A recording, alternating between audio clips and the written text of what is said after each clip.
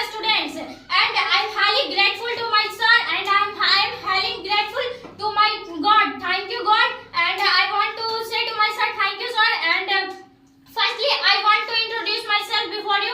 This is Durgavati Kumari hailing from Bilhari, Patna. As far as my educational qualification is concerned, I am doing my BA in history from Patliputra University. My father, Mr. Ranjit Kumar, who is a businessman.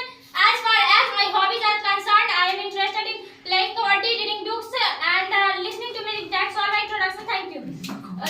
Today I am availing of my first drawing competition class. It is because of my previous class. Today I am availing of my first. It is because of my previous class, and this class is very important for our training. This class is very important, and I want to tell you something about this class. What is the need of this class? What is the importance of this class?